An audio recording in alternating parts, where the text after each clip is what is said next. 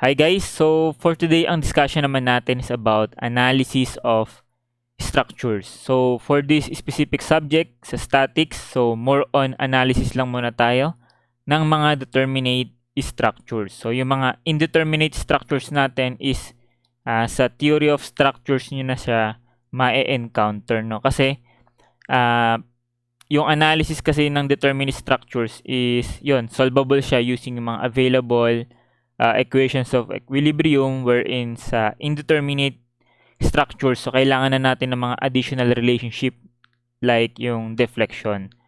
So dito class, yung common example nung structure na i-analyze natin is etong truss. Okay, so let's say we have here yung truss loaded as shown in the figure. So ang support is a roller support and a pin support. So there are two ways to solve yung mga axial forces natin or yung member forces natin, and that is by means of method of joints and method of section. So first thing to do, kung gusto natin magkuha ng mga member forces is to solve for the reaction. So for a roller support, ang reaction dyan is always perpendicular doon sa surface. So in this case, ito ang surface, horizontal. So ito ang ating reaction, tawagin nating RA. And for the pin support, so combination ito ng vertical and horizontal component. So tawagin natin tong EV, vertical reaction at E. And then let's say for example, ito naman yung EH, horizontal reaction at E. Okay? So yung resultant niyan, yung total reaction is, let's say for example, ito na lang siya, ito yung magiging reaction at E. So to solve for the reaction, so simple lang. So kailangan lang natin ng equations of equilibrium. So first is summation ng forces along x, 0. Summation ng forces along y, 0. And then dapat summation ng moment must be also equal sa 0.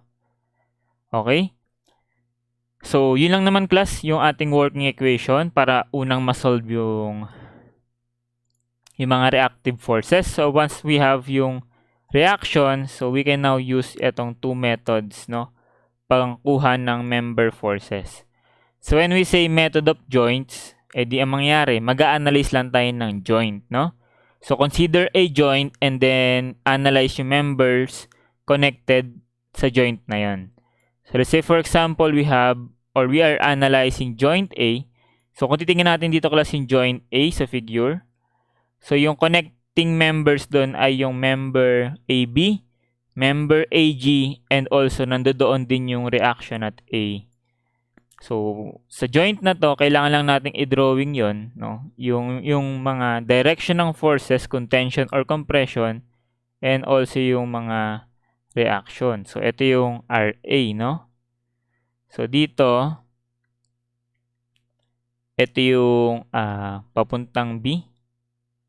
Ito naman yung papuntang G, So ngayon, we will try lang to assume yung internal force doon sa member AB saka sa member AG, Check natin kung how will they react with response doon sa mga forces involved, mga external forces involved sa mismong joint na yun. So in this specific scenario, yung reaction is vertically upward. So I think dapat mag-react etong AB ng pababa. Ito yung magiging tawagin nating force AB. So mag-react siya ng force na downward, where in that case, ang effect niya sa joint A or dun sa member AB is a compressive force kasi papunta siya dun sa joint . So kapag the force is towards dun sa joint, so compressive ang effect niya. So kung outside naman, palabas siya. So that's the time na magiging tensile yung effect niya. or tensile force siya. So, if we are to analyze yung FAB, meron siyang horizontal component to the left. So, dapat i-counter yun ng AG. So, meaning to say, yung AG dapat siya is to the right, no? So, this one is yung member force or axial force FAG.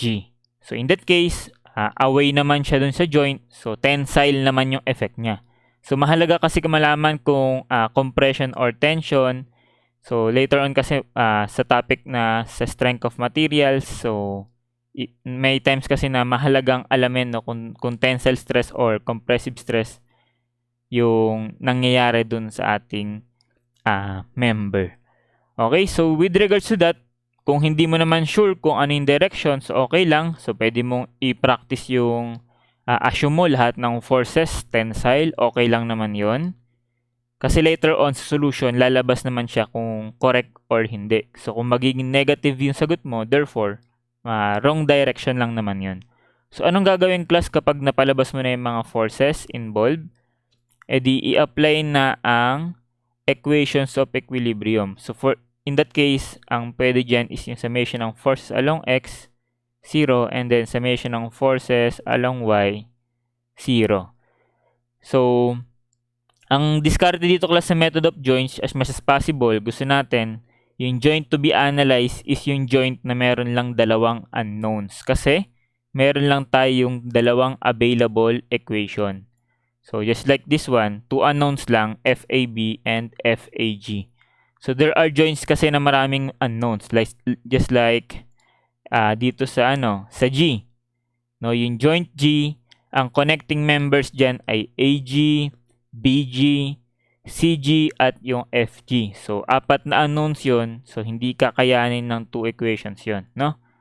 So, para sa mga ganong scenario, ang gagawin lang natin is we will try magsimula dun sa konti yung unknowns hanggang sa makabawas-bawas tayo ng unknowns. So, kapag nagsimula tayo dito sa A, no, makukuha natin yung AB saka yung AG.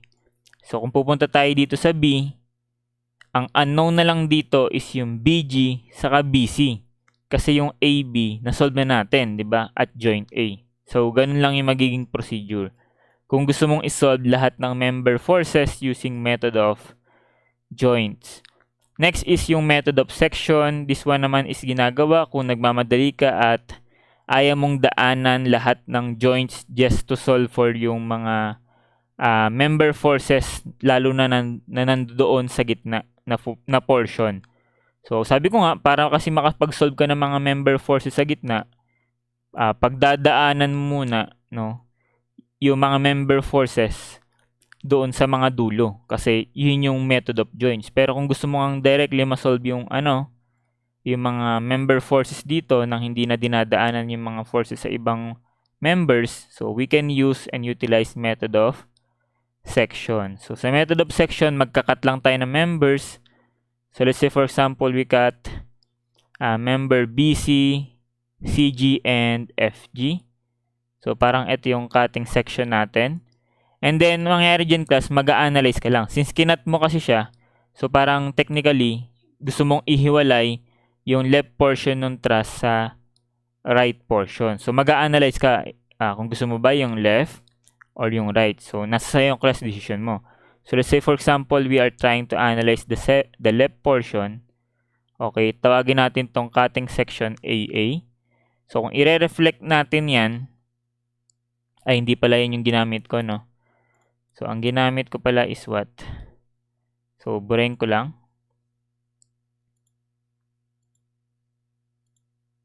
So, ang ginamit ko palang cutting section is dito. Base dun sa example ko. So, I still consider yung left portion. So, ito yung ating cutting section AA. So, after mo mag-cut, i-drawing mo lang yung remaining portion, which is ito. So, ito yung lalabas doon, no? And then, i-drawing mo na lang as a pattern, no? Yung continuation ng mga members. So, ito yung pattern. So, parang from the figure, this one is, yung joint G. No? So, continuation ng member BG saka member AG. So, anong mangyayari class kapag nag-method of section tayo? So, kailangan, kung nag-method of section ka, kailangan sa section na yon ipakita mo lahat ng forces na involved. So, in that case, dito merong RA. And then, wag kalimutan yung external force sa taas. Meron pa dito class, ayun meron dito sa joint B na external force applied. Okay? After nun, mag-a-assume na tayo class ng mga magiging direction ng mga member forces natin. Take note, yung magkakaroon lang ng member forces is yung mga members na pinutol natin. So, just like dito, kahit sa joint. Okay? Pinutol natin yung member AB saka AG. O, lumabas yung mga internal forces nila, no? So, just like this one, kinat natin ang AG, ang BG, saka itong BC dito sa taas. So, sila lang yung may ilalabas na internal forces. Itong AB, hindi naman siya putol. So, walang lalabas na internal force sa kanya. So, pwede mong i-assume class na lang na tensile yung mga tawag dito, mga internal forces dito. So, ito, away dun sa joint, no? So, ito yung magiging force AG. So, ito away din dun sa joint B. So, this one is yung ating FBG. And then, ito, away rin dun sa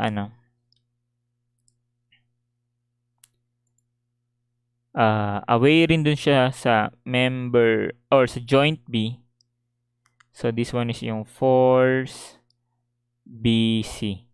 Okay? So, pwedeng yan na lang yung gawin yung default na direction ng mga member forces. Kung hindi pa kayo sanay na imaginein kung contention ba or compression effect, so pwede naman ganyan, no? Puro tension. Kasi later on nga, lalabas naman kung tama yung direction, kung positive or negative yung lumabas na result.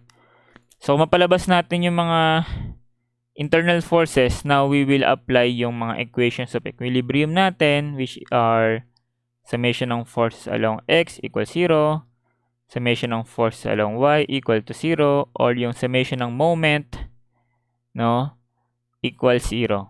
So, yung paggamit nito is depende sa inyo kung sino yung gusto nyong hanapin. So, maraming diskarte at yun yung pag-uusapan natin, okay? Pero technically, yan na siya, no? Ganyan ginagawa yung two methods, okay, on how to solve for the member forces. Okay, so I think para mas magets natin yung method of joints and method of section, apply na natin ito sa ating sample problem. Okay, so wait lang po. Okay, so situation 26 tayo guys. Sabi dito, a roof truss is loaded as shown the figure. So we have an external loading, 4 kN, 6 kN, 12 kN, 9 kN, and 6 kN. So ibig sabihin, hindi symmetrical yung yung loading, no? Pero yung truss natin, symmetric siya, pero yung loading hindi. So tinatanong class dito is determine the force in member AC, determine the force in CD, and then determine the force in CG. So, try lang natin i-highlight yung mga members na hinahanap.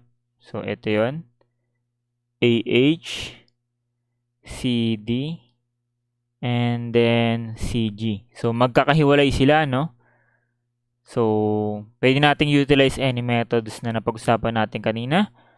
Pero before we do that, ano yung first thing na kailangan gawin, class? Diba, ang first thing is to solve for the support reaction. So, at A, roller ang nandoon, so meron lang itong vertical reaction. So, tawagin nating RA, pero para maging uniform class yung nasa natin, solution natin, tawagin ko na lang ito as AV, no? Vertical reaction at A. Dito kasi pa siya, RA. Pero okay lang naman yun, no?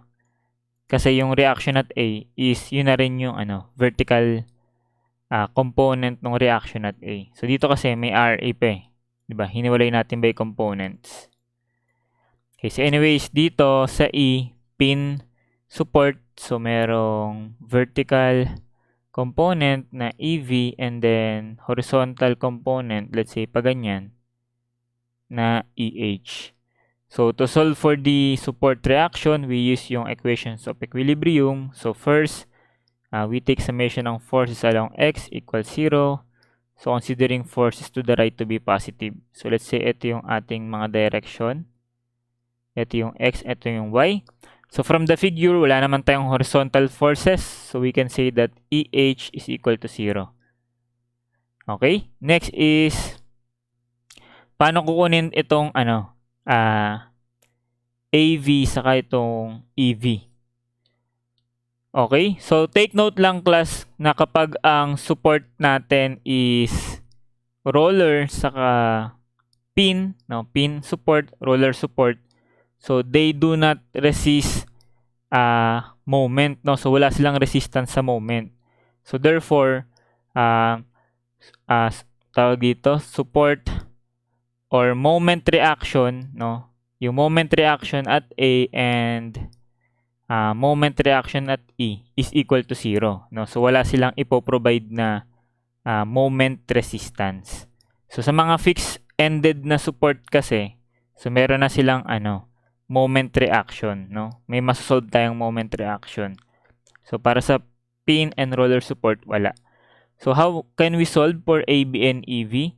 So we can try to utilize yung second equation of equilibrium, which is yung summation ng forces along y, dapat 0. So we consider upward forces to be positive. So from the figure, that is what? AV plus EV and then minus yung mga downward. So 4, 6, 12, 9, and then 6 again. So equals 0. So we simplify this one. AV plus EV minus how much? So minus 37 equal to 0. So we can see two unknowns. So this one is our equation 1. So saan natin kukunin yung another equation? Di dun sa third equation of equilibrium, which is yung summation ng moment, dapat 0. So ngayon, you can pick any point kung saan ka magmo-moment, no? So ang practice, doon tayo mag-moment sa may mga support. So at A, no? We can try moment at A. Dapat summation ng mga moments sa A dapat 0. So we consider clockwise moments to be positive. So yung AV walang moment arm at A, and then yung 4 wala rin at A. So yung 6 meron, ang ikot niya is clockwise. So ang moment arm nun is itong 1.5. So that is 6 times 1.5. And then plus itong 12, moment arm is itong 3. So clockwise. So 12 times 3. Plus itong 9. Ang moment arm is itong 4.5. So clockwise. So 9 times 4.5. Then plus itong 6. Moment arm is 6 clockwise. So 6 times 6. And then itong EV, ang ikot niyan is counterclockwise. Moment arm is 6. So minus EV. And then moment arm is 6. So yung EH, wala namang value yan at hindi rin iikot yan at A. Kasi tatama yan exactly at point A. So, therefore, this one is equal to 0 na. So, parang ito yung equation 2. Wherein sa equation 2 na yan pa lang, makukuha na natin yung value ng EV. At ilan yan, class?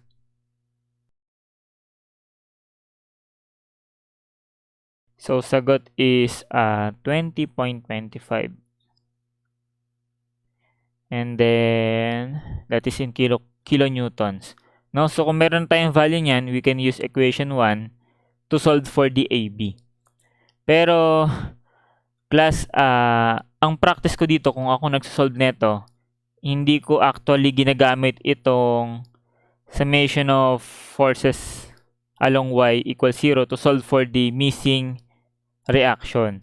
Kasi ang mangyari dito, kung nagkamali ako dito ng pagkuha ng EV, at in-input ko yun dito, di maling AV na rin yung makukuha ko, class. At syempre, mali na yung mga masosolve mong value. Okay? So, ang ginagawa ko class, etong summation of force vertical, ginagamit ko lang ito to counter check. Ang ginagawa ko, nagtitake pa ulit ako ng isa pang summation ng moment doon sa isang support. Support natin, which is yung E. No? Doon ako mag-moment and then mas-solve ko yung AV. Okay? Gets ba yun? So, gagawin ko, mag-summation ako ng moment at E. So, therefore, yung AV iikot, yung 4 iikot, yung 6 iikot, yung 12, yung 9 iikot, yung 6 walang moment arm, yung EV walang moment arm. So, makaka-generate ka ng equation na ang nawala ay AV. So, with that, makakasolve ka ng AV. And then, meron ka ng EV. Okay? So, ang gagawin ko, ipa-plug in ko yung sagot nun dito, saka dito, and then, ika-counter check ko. Kapag nag-0, so ibig sabihin, di tama nga class yung ko, na-solve kong support reaction. So, yun yung practice ko class para ma-minimize ko yung possibility na magkamali ako dun sa pagkuha ng support reaction. Pero for the meantime, no, let's assume na confident tayo sa ginawa natin. So, palitan natin ito ng 20.25. So, ilan ng AV na masasolve mo class? So, that is 37 minus 20.25. So, that is, 16.75. Okay? So, now, after natin makuha yung mga support reaction, pwede na tayo mag-analyze, no? So, nakikita mo class yung AH is medyo nandun pa siya sa dulo na side, no? So, I think we can still utilize method of joints para ma-solve yung AH kasi nandun pa siya sa dulo. Okay, so let's try to consider yung joint A. Okay, so at joint A, now siya yung gagamitin natin. So, ito yung point A. Ano ba yung mga members connected sa kanya? Itong AH, di ba? So, lagyan natin yung continuation dito. Let's say, dito yung H and then yung okay, lipat ko lang to.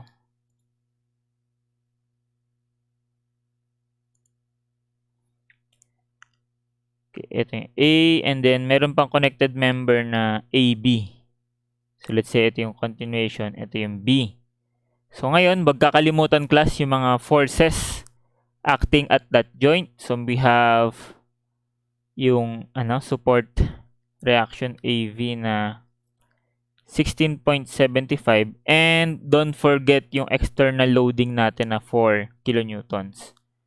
So we have a downward force here 4 kilonewtons. Ngayon, let's try to zoom in and analyze joint A. So meron two member forces na hindi natin alam ang direction. So kung titingnan natin ito, 4 lang ito. Ito malaki pa tong 16. No?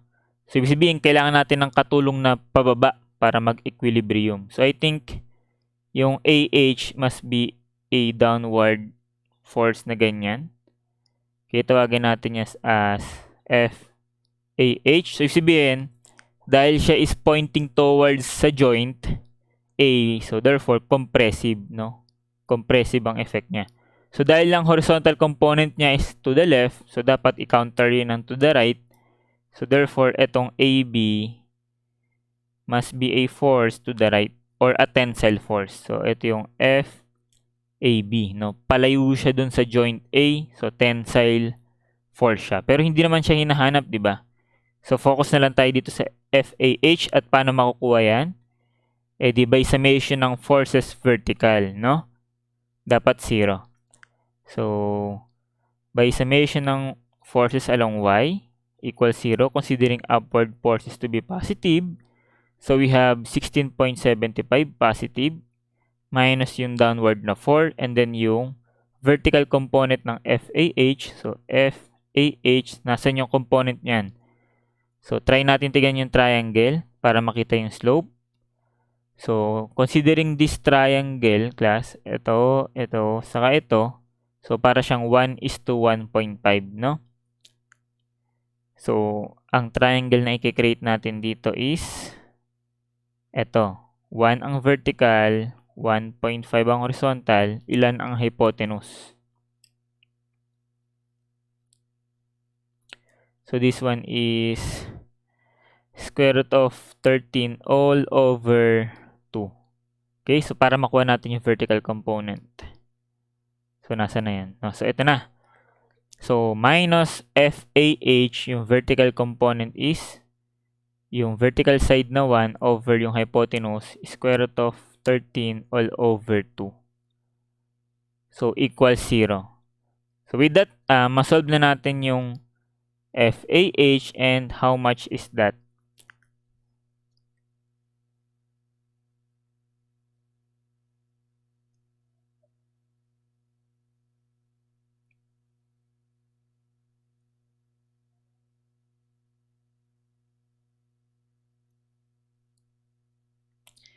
So take note sa paggamit nitong double fraction bar. Ito saka ito.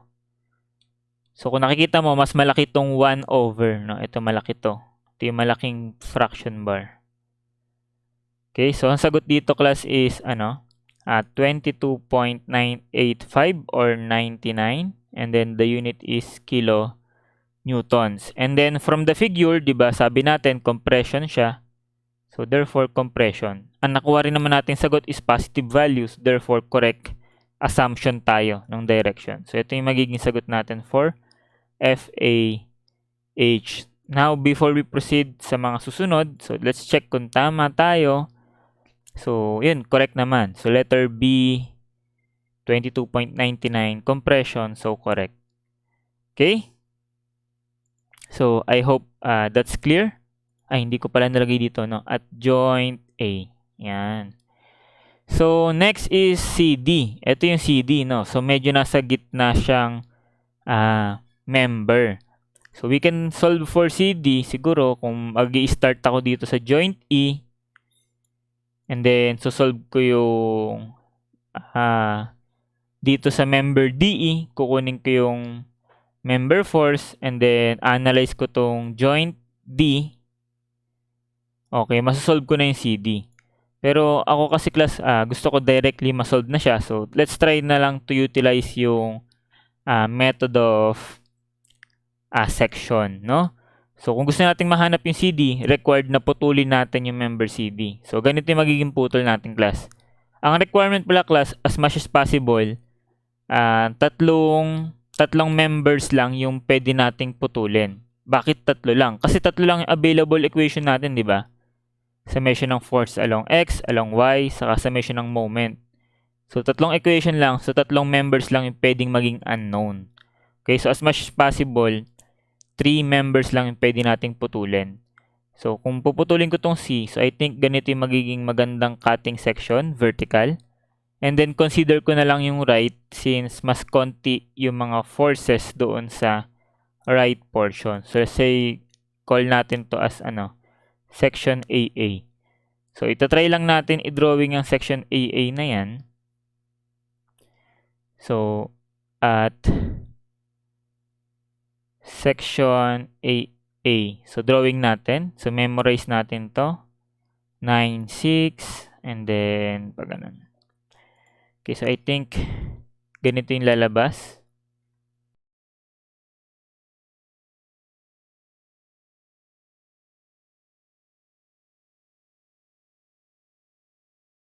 Okay, so ayan no. So yung sa right ng cutting section natin, cutting section AA, ito yung mapoprovide nating figure. So drawing lang din natin yung cutting section para ma-imagine. So ito yun no. And then considering yung right. Okay, so kailangan kasama sa i-drawing yung mga forces doon sa right portion. So that is yung 9 and 6 and then yung support reaction. So, lagay lang natin yun. So, dito, may 9. Dito, merong 6. And then, may support reaction na yung vertical na lang, no? Kasi yung EH, 0 naman. So, itong EV, that is what? 20.25. Okay? So, naputol ang member, ano to? GJ, CJ, saka CD. So, lagay natin. Ito kasi is parang point G. Ito yung point C. So, assume na lang natin class, no? Para hindi na tayo mag-isip pa. So, assume na lang natin lahat sila is tensile. So, away dun sa joint. So, ito yung force GJ. Ito yung tensile force na force CJ. And then, ito, force CD. Okay, and then kunin lang natin yung slope ng mga inclined forces natin. So, itong sa baba, yung CJ, 1:1.5. Itong sa taas, yung GJ, paano to? Ganun din, no? 1:1.5 ito. No? So, kasi 2 ito eh, di ba? 2. Ito, 1. So, therefore, yung vertical neto, 1. And then yung horizontal, 1.5. Okay? So, parehas lang sila. So, 1, 1.5. Ito, ganun din. 1, 1.5.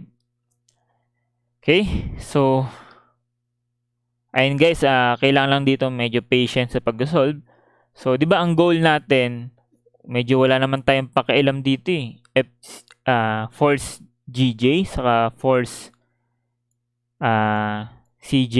Di naman natin hinahanap yun, di ba? Ang hinahanap natin itong force CD. So, ano kaya yung best equation of equilibrium para ma-solve natin yan? Kapag tayo is nag-summation ng forces horizontal, lahat to magkakaroon ng horizontal. So, tatlong unknowns yun. So, kung tayo naman is magsa-summation ng forces along Y, vertical. So, ito may vertical component. Ito may vertical.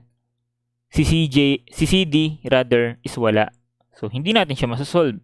So, hindi maganda gamitin yung summation ng forces along X or along Y. So, anong maganda dito, class? Ang maganda dito is mag-summation ng moment. Okay? So, ang magandang solution dito is to take summation ng moment equal to 0. Ngayon, hahanap ka na lang ng point kung saan magandang mag-moment. Okay? So, syempre, yung point na yon dapat yun yung point na ma-eliminate mo yung ibang unknowns, no? Yung mga unknowns na hindi mo kailangan. Okay? So, kailangan lang dito ng practice. You can take, mag-moment ka dito sa G. So, lahat ng forces papaikutin mo sa G. So, therefore, itong FGJ, wala na siyang moment. May eliminate natin siya kasi directly pointing siya sa point G, di ba? Dadaan siya dun eh. Pero itong CJ, iikot ito. Itong CD, iikot yan. And then, the rest ng forces. Itong 9, itong 6, itong 20.25. So, magkakaroon tayo dun ng dalawang unknowns. Okay, I think, pwede naman yon pero ayoko yun, class. Gusto ko direct to the point, masolve ko yung hinahanap ko. At yung point na pag-momentan ko is itong point J. Okay? Diyan ako mag-moment. Bakit? Kasi yung FGJ, passing through point J, so walang moment. So, yung FCJ, passing through point J. So, again, walang moment. So, mangyari, ito na lang yung mag-moment doon, class, yung FCD. And then, yung ibang numerical moments, no? Yung may numerical value na moments. So, yung 9, yung 6, saka itong 20.25. So, ibig sabihin, ito na lang yung unknown ko. No? Na-eliminate ko yung dalawa. Okay, sana gets yan, class.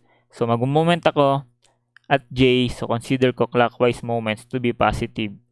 So, ngayon, define ko lang yung mga distances. So, di ba, ito, class, yung 1. Ito is 1.5, yung distance na to. So, mag-moment tayo, class. So, sabi natin, itong, FGJ, walang moment. FCJ, walang moment. Itong FCD, meron. Iikot yan clockwise. So, ang moment arm niyan, okay, is itong 1, no? Yan yung perpendicular distance niya at J. So, therefore, clockwise, FCD. And times moment arm na 1. Okay?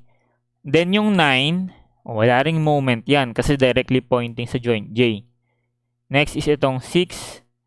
So, ang ikot niya is what?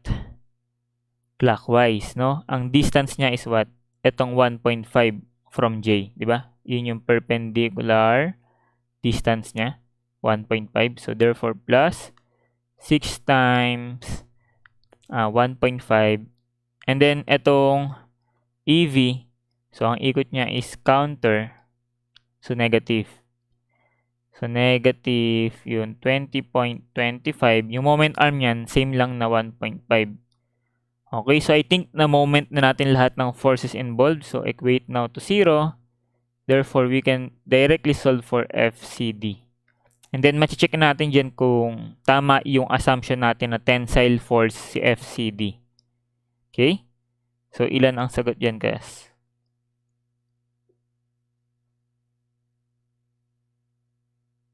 So, sagot is 21.375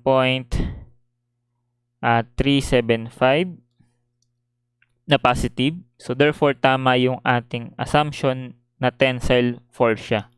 So, 21.375 and then kilonewtons.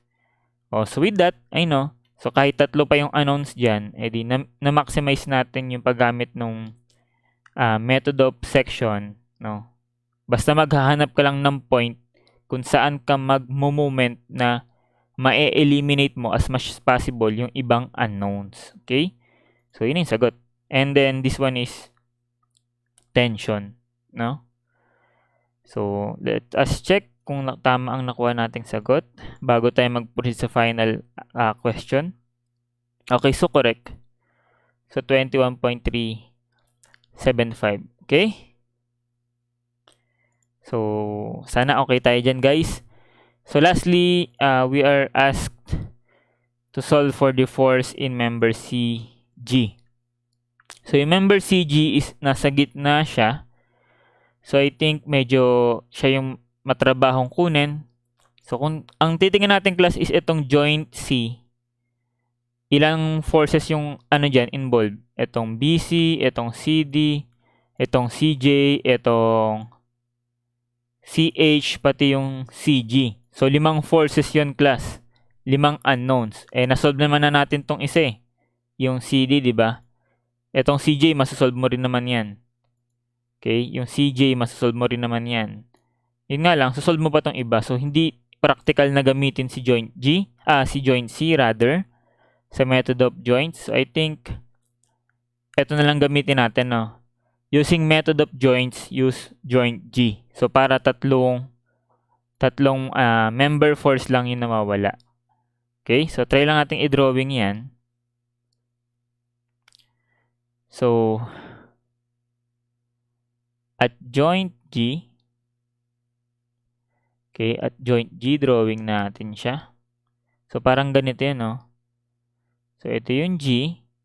May connecting member dito, saka dito. So, extend lang natin. Extend, and then meron din siya dito. So, balikan natin. So, this one is GH saka GJ. So, let's say ito yung H, ito yung J, and then dito yung CG, no? Ito yung C. Okay, so sana nagigets pa. At joint G ang pinag-uusapan natin ito.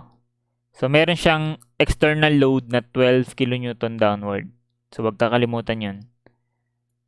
So, adjust ko lang to. So, here we have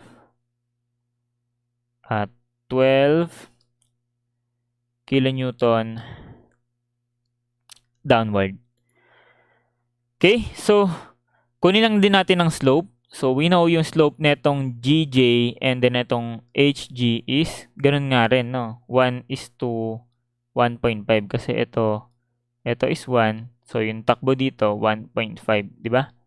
So, ganun na rin sa kabila since symmetrical. So, lagay lang natin yung dito. 1.5. And then 1.5. So, ngayon, hinahanap yung CG. yung vertical, no? So I think tatlo yung unknowns natin dito. And then kapag method of joints is what? Balikan natin Method of joints, dalawa lang ang ating pwedeng gamiting working equation. So hindi pwede class na tatlo yung unknowns. No, kasi dalawa lang yung working equation natin. Eh dito, tatlo nga no? Yung GJ, yung HG, saka itong CG. So let's try to assume na lang muna siguro ng direction. So I think, pwede naman class kung gusto mo puro tension. Okay lang naman yun. Pero dito, ano ba yung naging direction natin ng GJ? Kasi di ba connected ito? Yung force GJ dito, yun din yun dito. Yung force GJ dito. So kung dito naka-tensile yan, o di dapat dito tensile din siya. Okay? So, anyways, let's say for example, ayan, puro tensile na lang din, no? Wala namang problema eh. So, pwede namang ito, FGJ, tensile. Ito, FGH. And then, dito, tensile na lang din, no? Away dun sa joint G. Ito yung FCG na hinahanap. So, again, 3 unknowns. So, kailangan makapaghanap tayo ng way na maging dalawa lang yung unknowns dito, class. Kasi otherwise, hindi natin magagamit yung method of joints. Okay? So, paano kaya natin magbabawasan yung dito? Yung unknown. Paano kaya mababawasan? So, we can try, to utilize yung previous method of section natin. Kasi nandito yung yung FGJ. So, kung masolve natin yung FGJ dito, pwede nating ilipat yun dito sa method of joints dito. Okay? So, paano kaya makukuha yung FGJ dito, class? So, pwede mag-summation ka ng forces along X, yung horizontal. Kaso, wala ka pa kasi neto nung CJ Ang meron ka pa lang netong CD. So, I think we can still utilize again yung pagmo-moment. So, if you can see, class, etong CJ saka CD, magmi-meet yan dito sa sa point C. Tama ba? So, kung ang gagawin ko is magsa-summation ako ng moment and then i-equate sa 0 at yung point na pag-momentan ko is yung point C. So, ibig sabihin, etong CJ saka CD, ma-eliminate sila. Diba? Kasi dadaan sila sa point C So, wala sila magiging moment. So, yun pala yung magiging diskarte natin, class.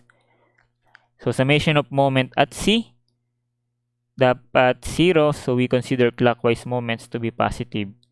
So, yung FGJ, since mahirap siyang i-moment, so, ang gagawin natin, by components tayo mag-moment, So, ang gagawin natin, yung etong FGJ, gagawin natin siyang vertical component.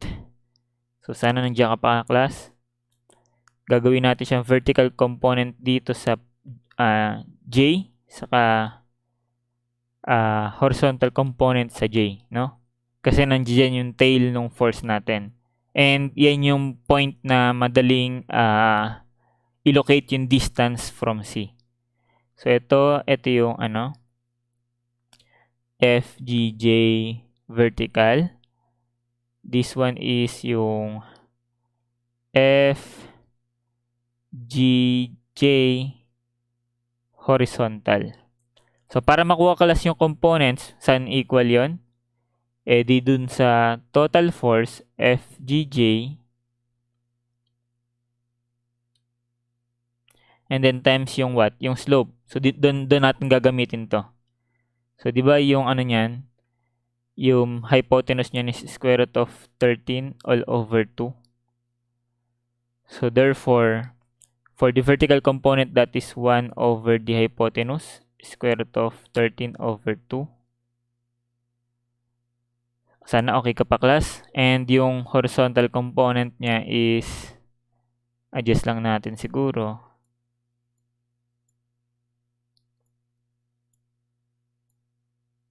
So, yung horizontal component is yung total force FGJ and then times yung horizontal distance 1.5 over hypotenuse square root of 13 over 2. Okay? So, imbis na total force ang imo-moment natin yung components niya. Okay? So, mag-moment na tayo dito sa C.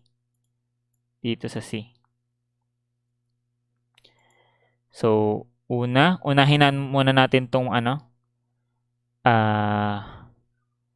etong horizontal component. So, counterclockwise ang ikot niya, no? Pag ganito. And then, yung moment arm niya is 1. So, counterclockwise, negative. So, negative horizontal component, which is FGJ times 1.5 over square root of 13 over 2. Moment arm is 1. Okay, next is yung vertical component tayo. So, ang ikot niyan is, again, counterclockwise. Ang moment arm niya, class, is etong distance na to. Okay, gets ba yun? No? So, vertical kasi siya. Saan na ba yung screen? So, vertical kasi siya. Ito yung point C. So, ito yung perpendicular distance niya na equal yun sa unclass. So, kung titignan nyo sa figure, yung C kasi is ito. So, yung distance na to is 1.5. No? So, therefore, moment arm is 1.5. So, negative vertical component, that is FGJ times 1 over square root of 13 over 2 times moment arm is 1.5. And then, other forces. So, yung FCJ hindi na iikot, FCD hindi na iikot. Ano pa yung ibang ikot, class? Etong 9, no? Yung 9 is clockwise. So, positive. Moment arm is ito, yung 1.5. So, plus 9 times 1.5.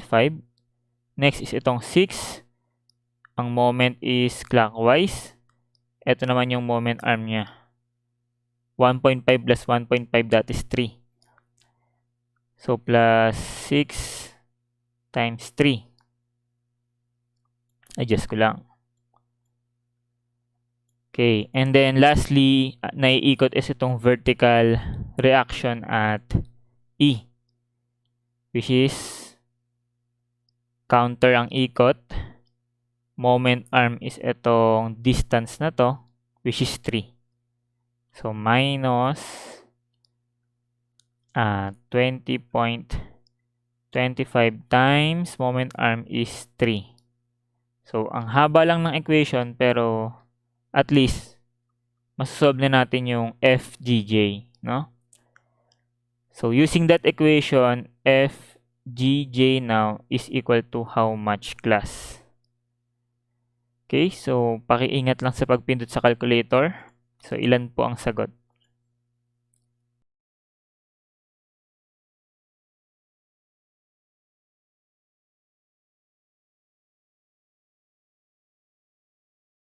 Okay, so, ayan guys, may lumabas na sa sa aking calculator, at ang lumabas is what? Negative 17.577 kilonewtons. Anong ibig sabihin, class, ng negative? Meaning nun, class, is wrong assumption. So, yung assumption natin dito is that tensile force siya. So, ang tama pala is compressive force siya, no? Compression. So, that is 17.577 kilonewton na compression. Yung pala yung dapat na direction ng FCJ. So, hindi nakikita yung sinulat ko. So, ayan, no? Compression, no? Dahil nag-negative, meaning to say, wrong yung assumed direction natin. So, meaning to say, kung pupunta na tayo dito sa joint G dito, okay, ibig sabihin, kailangan na natin i-correct yung kanyang direction. Kasi nalaman na natin dito yung tamang direction niya So, compression pala siya. Dapat siya is papunta dun sa joint. no? So, dapat ito, pag ganito siya, no? Papunta siya sa joint. Ganyan yung correct direction niya. So, ibig sabihin, mali na rin itong ano ko, FGH. Kasi kailangan may magka-counter dun sa horizontal component niya eh. Which is to the left eh. So, dapat to the right yung FGH. So, dapat papunta naman siya saan? To the joint. Then, no, compressive din dapat to. No? Para mag-counter sila nung GJ sa GH. And then, ayan. So, ito, let's say for example, assume na lang din natin na ano siya, downward. So, okay lang naman. So, with that, I think we can proceed na. So, lagyan natin ng value ito. So, ito is 17.577 kilonewtons. Ngayon, from the figure, no, simplify na lang natin yung analysis. Kung makikita mo, symmetrical ito eh, di ba? Symmetrical. So, para mangyayari, yung horizontal component nitong GH, dapat equal yun sa horizontal component, rather ng GJ pala, no, nakakalito na. So, di ba nakikita mo class symmetrical? So, ibig sabihin, yung horizontal component netong GH dapat the same dito sa horizontal component ng GH. No? Tama pa ba yung nasasabi ko mga letra? Or shall I say, dahil nga symmetrical yan class, di dapat, no, kahit hindi mo na-computein, etong FGH must be equal sa 17.577. No? Mapapatunayan mo yan kapag nag-summation of forces along X ka. So, same lang kasi yung slope nila eh. Oh. Walang pinagkaiba. Diba? 1:1.5. So, parehas lang yung value niya. No? Hindi ko napapakita. Para ma-solve ko na directly itong CG. Paano makukuha yung CG class? Di yung last step na summation ng forces along Y dapat 0. So, consider natin upward forces to be positive. So, yung upward dyan is itong GH saka itong GJ. So, ang slope, ito, square root of 13 over 2. Square root of 13 over 2. So, upward, FGH, vertical component 1 over hypotenuse. And then plus FGJ, vertical component 1 over square root of 13 over 2. And then minus yung 12. And then minus yung FCG. Since ang assumption natin is tension siya. So, downward. So, that is now equal to 0. So, papalitan mo lang to class ng 17.577. 17.577. So, with that, ilan yung lalabas na FCG? So, sige po.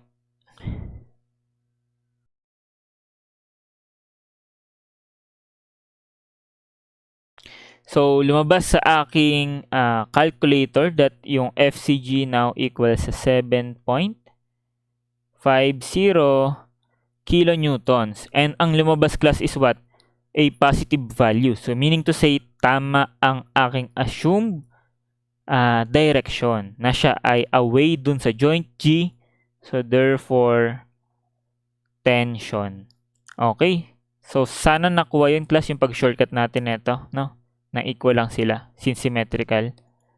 So, let us see kung correct ba ang sagot for FCG na 7.5. So, yun. Tama naman class, no? So, correct. So, yun lang class. Makikita mo na sobrang tedious ng solution niya. Pero, hopefully, na-gets nyo naman. No? Lalo na sa part na to. Para makuha tong GJ and then dito. Yung assumption natin dito. So, ayun guys. Medyo mahaba na yung discussion natin regarding this one. So, I think yung mga sample problem pa natin dito is sa next video na natin pag-usapan. So, yun lang guys. So, thank you guys for watching. So, sana na-gets nyo. So, see you next time and God bless.